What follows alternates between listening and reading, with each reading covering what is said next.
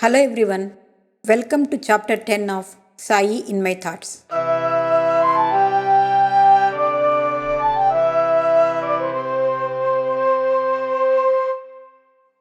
All roads are leading to Shirdi.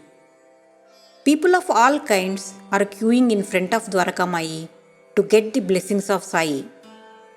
Everyone is feeling that Sai is their beloved God and Dwarakamai is their temple. Within a short time, Shirdi became a pilgrimage center. Sai is also equally enthusiastic in inviting the devotees. He treated them with great affection. He used to call, "Come Ai, come Babu, come Kaka," with a sweet and tender voice that makes the devotees to forget all their pain and grief. Without his permission, no one will be able to enter into Shirdi and no one will leave without his blessed order to go. Sometimes Sai himself prepares food for his devotees in Dwarakamai. For that, he keeps two big vessels, one for 50 people and one for 100 people. On one such day, Sai was preparing food in Dwarakamai. "Arey Sai, what are you doing?" Mahalsapati yelled in fear when he saw Sai completely dip his bare arm into the boiling vessel and stir the dal. Sai smiled but did not stop stirring the dal. He brought out some dal in his palm and checked whether it is cooked.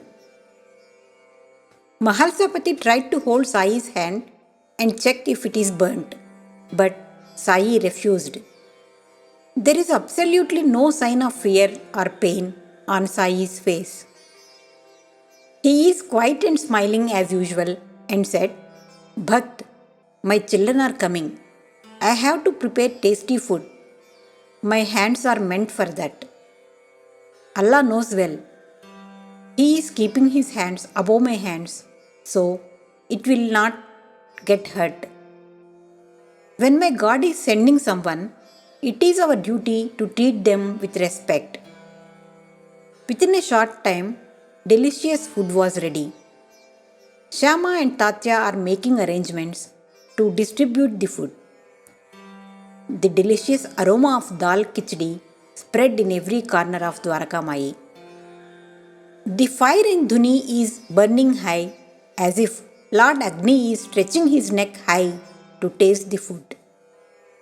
Sai put a small amount of rice in a bowl and offered it to God and nodded his face towards Shama as a signal to start the distribution of food. It is a festive atmosphere. No caste, no creed, everyone were sitting in a line. Sai himself served the food to all the devotees. "Kaka, eat some more." Sai gave second servings. "Sai, why are you taking so much strain in preparing the food and distributing to us?" Someone questioned. "Food is the other form of God. It gives life to every creature. God loves people who do Annadan. Of all dans, Annadan is superior. If you give a rupee to a person, he spends it and may forget your kindness.